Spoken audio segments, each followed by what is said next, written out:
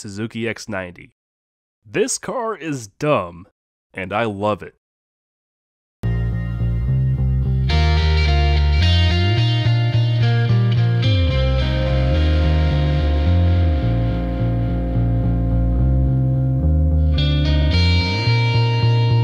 Alright, cars like this is why I love Japanese cars from the 1990s. Yeah, Civics and Corollas, and Supras, oh my, but this stuff. Stuff like the Suzuki X90 that seemingly had no purpose other than, hey, here's a weird roadster off-roader for the kids, excite me because an insane person had to greenlight them to the point that these actually rode off the production line. And while automakers were trying weird things in the 1990s, the Japanese were going absolutely ham during their bubble economy. You had things like the Toyota Serra that took a fun little front-wheel drive coupe and gave it butterfly doors for the hell of it. Mid-engine sports cars with gull-wing doors are cool, but let's make one key car-sized and call it the AutoZam AZ1. Then you had Suzuki. For such a long time on the outside fringes of GM's corporate empire, Suzuki was allowed to pretty much do what they wanted, as long as they provided some small car platforms for GM to fancy badge engineer. But due to GM's relatively small ownership stake in the company, Suzuki had the freedom to do some wild stuff. That's how you ended up with a car like the Suzuki X90. Now, you already had the Suzuki Sidekick and its Geo-Tracker platform mate lined up as Suzuki's small Jeep fighter. Then below that is the arguably more famous off-roader, the Samurai. Known as the Jimny everywhere else in the world, this little off-roader was a huge success for Suzuki in the States. Up until Consumer Reports made some damning reports about it being easy to roll over that led to the big libel lawsuit in 1996. So, the Samurai and Jimny were dead in the States. What do you replace it with? Well, you take the two-doors Sidekick chassis and pretty much slap a Mazda Miata body on it. Yep, that's the best way to describe the Suzuki X90. Like, this was a straight-up Tokyo Auto Show concept that was well conceived for being a fun little beach runabout. But just because people think it's cool doesn't mean that it'll actually sell. While the Samurai was a big success in its early years, it would still sell over 205,000 in the United States, despite the Consumer Reports debacle. The X90? It sold just 7,205 in 3 years. 4,641 alone were sold in the debut year of 1996. Then 2,087 in 1997, and in 1998, just 477. Keep in mind that in 1996, Suzuki had proudly told Car and Driver that they had hoped to sell 2,000 a month during their first drive of the X90. Yeah, that was a tad optimistic. In fact, things got so dire that in the middle of 1997, they slashed the MSRP of the X90 by 25% in the hopes of getting them out the door. Again, that did not work. The base price of these things were $15,389 in 1996, and adjusted for inflation in 2021, that comes out to $27,261. Keep in mind that you essentially got a Mazda Miata body Geo-Tracker, all 97 horsepower and all. To illustrate just how overpriced this thing was, keep in mind that for the same starting price you get in that same Geo-Tracker. That same tracker, while a very basic vehicle, came in either a hard or a soft top. It also came with seating for 4 with a 2-door, which this obviously does not have. Trust me, I had a red 2-door tracker in high school and college. While tiny and miserable on the street, it was an absolute mountain goat in the dirt, with all the charm in the world. The rear seat came out easily, meaning you can get a lot of cargo space in the back. In fact, for a while, my dad daily did, and had his toolbox in the back of it. He called it his mobile tool unit. Comparably, the X90, while it has an alright trunk, it's woefully impractical compared. Like, despite having the same fold-in seat mechanism, it's kinda useless because there's very little space behind the seats. Also, that trunk space is a little compromised because that's where the spare tire is. because there's no tailgate to mount it to like on the Tracker and the Sidekick. And like I mentioned before, it's mechanically identical to those, which means you got all 97 rip-roaring horsepower screaming in agony on the asphalt, and the surprisingly firm suspension in the 86.6-inch wheelbase bucking and kicking over every bump and speed bump. And the really long clutch pedal releasing way higher than it absolutely needs to be. On the asphalt, where they spent most of their lives, these are not sporty cars. It's exactly how you would imagine a lifted Miata would drive. Like a Geo Tracker. But while I didn't drive this one on the dirt, I can assure you that these are incredibly fun little trucklets in the dirt. You feel like an absolute superhero, as I did with mine in high school and college.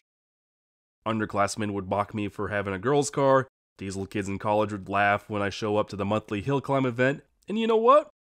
The incredibly short wheelbase and lightweight meant that my little tracker would skip over every obstacle that was thrown at it. Rocks and telephone poles, all while those said diesel bros would wheel hop and stall out with their right feet going as far as the radiator cap.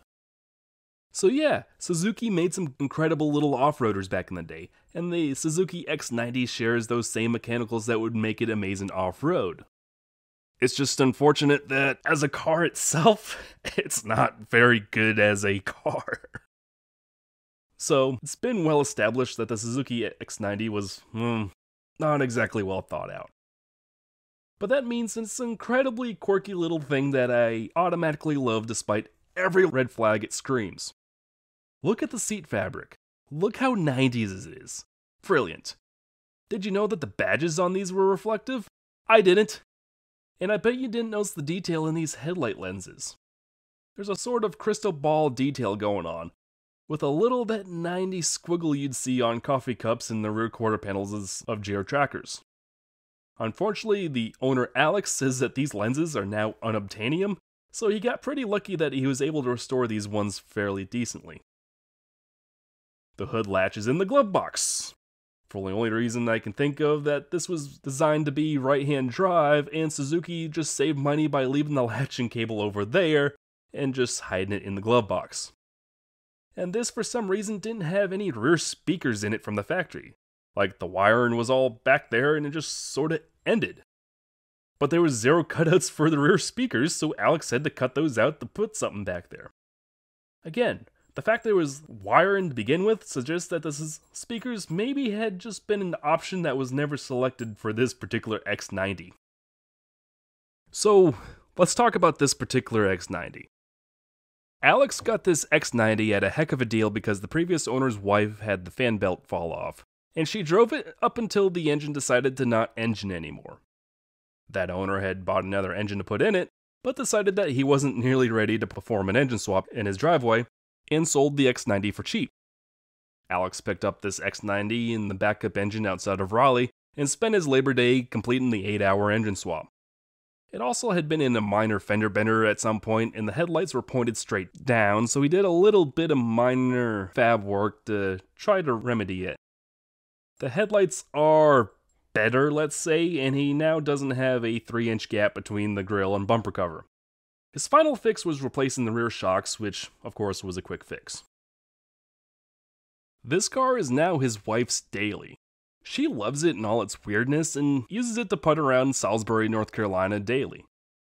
Also, Alex felt the need to track day this thing at Carolina Motorsports Park for some reason. While his chump car Honda has been a constant project, he decided last fall to track it for the lulz, which culminated in the footage you see here now. He described it that it was surprisingly decent on track, just lacking the power to really do anything outside of the corners. He said that the low weight and short wheelbase gave it similar driving dynamics to that of a Miata on platform shoes. While he'd get obliterated on straights, he'd keep up in the corners with other NASA Southeast cars. During our brief drive, I didn't really get to experience any twisties, but on the straights it honestly felt floaty in the steering to me, which, yeah, that was what my tracker was. But I don't doubt that it felt like an absolute blast in the curves. My tracker wasn't that bad on country roads. He does tentatively plan on returning to Kenshaw with the X90 in February of 2022 since the Honda project hasn't really seen the time it's needed since he's acquired some other oddball projects this winter. The 1996 Suzuki X90 is probably one of the weirdest 90s Japanese cars to exist. Again, it's a Mazda Miata on stilts. There's no reason for this car to exist at all. But even post-Japanese bubble economy burst, companies like Suzuki were still greenlighting beautiful oddballs like these. Like, there's no reason for the X90 and Suzuki stickers to be this reflective. But yeah, they are. Every bit you look is another quirk and feature on this weird little car. It's not practical, it's not fast, but it's surprisingly fun to toss around, and has the proven off-road chops of its big brothers in the Suzuki Sidekick and Geo Tracker. The most memorable thing about these little trucklets was that the fact that Red Bull bought a lot of these to use as promotional material, but they just drive around large events and have girls in skimpy clothing handing out Red Bull out of the back of them, complete with a paint job that went along with the giant Red Bull can that sat in the trunk. So in conclusion, the 1996 Suzuki X90 is a weird, beautiful flop that gives every 90s kid the nostalgia for their Dunkaroo-fueled childhood. It's so weird, I can't help but love it. Have a good day, everyone. Thank you once again for watching another episode of Wookie Drives. Once again, huge shout out to Alex of Salisbury, North Carolina for letting me drive his wife's Suzuki X90 for this video. You can go ahead and follow him at Axel Ripper on Twitter, right here, link on the screen. If you have a car or truck you'd like to see on the show and happen to be in the Charlotte, Mooresville area of North Carolina, feel free to email me with your submission at wookiedrives@gmail.com. That's right, submit your car to wookiedrives@gmail.com. Follow the official Facebook page for channel updates. Follow my Twitter and Instagram for rants, raves, and just overall Wookiee shenanigans. Follow my TikTok for just random weird short videos that I don't feel belong on this main channel. Finally, don't forget to give the video a like, comment with some feedback. Every little interaction helps this little channel grow. Share with all your Suzuki X90 friends. And go ahead, hit that subscribe button, and don't forget to hit the bell to get notifications.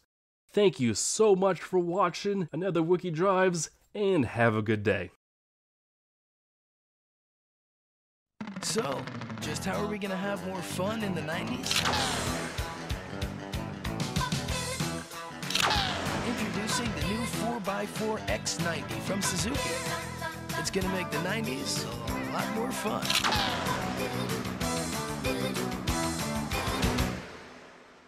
The X90 from Suzuki. Ask anyone who owns one. See your local Suzuki dealer.